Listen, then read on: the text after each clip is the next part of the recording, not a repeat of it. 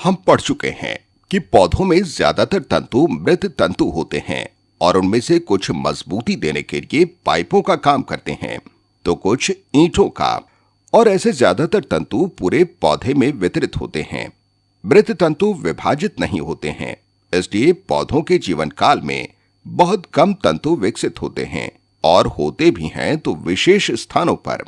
इसलिए पौधों में विकास विशेष हिस्सों तक सीमित रहता है। इन तंतुओं को विकासशील या मेरिस्मेटिक टिश्यूज कहते हैं। तो आइए इन तंतुओं के बारे में और विस्तार से जान लें। तो मेरिस्मेटिक टिश्यूज या आसान शब्दों में कहें तो मेरिस्टेम्स ऐसे तंतु होते हैं जिनकी कोशिकाएं हमेशा युवा बनी रहती हैं और पौधे के जीवन काल के दौरान सक्रिय रूप से विभाजित होती रहती हैं। तनों और जड़ों के विकसित हो रहे सिरों पर मौजूद होते हैं, इसलिए वो जड़ों और तनों की लंबाई के लिए जिम्मेदार होते हैं।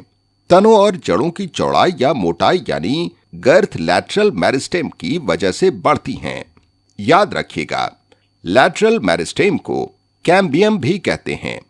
मेरिस्टेम्स का तीसरा प्रकार है इंटरकैलरी मेरिस्टेम्स, जो पत्तियों और टहनियों के पोरों यानी टहनियों की गांठों के दोनों तरफ के आधार पर स्थित होते हैं।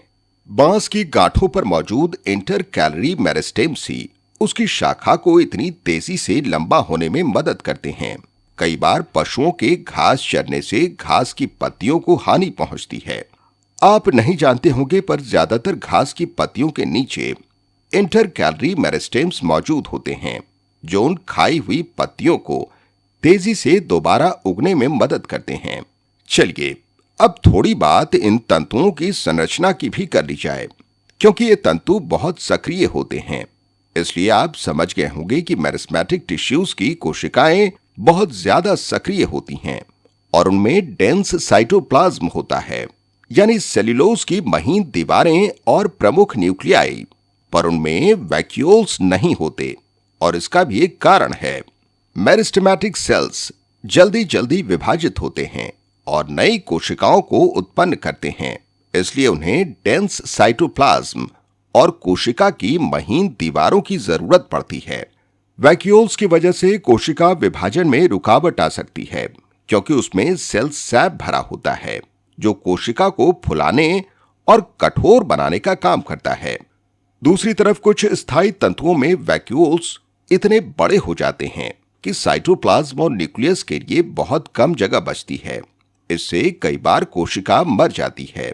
मेरिस्टेमेटिक टिश्यूज अविभेदित होते हैं, यानी ये उन कोशिकाओं से बने होते हैं जिनको पौधे में कोई विशेष भूमिका नहीं दी जाती।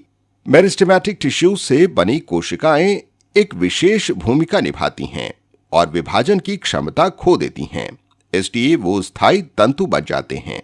स्थायी आकृति, आकार और कार्य ले लेने की इस प्रक्रिया को डिफरेंशिएशन या विभेदन कहते हैं।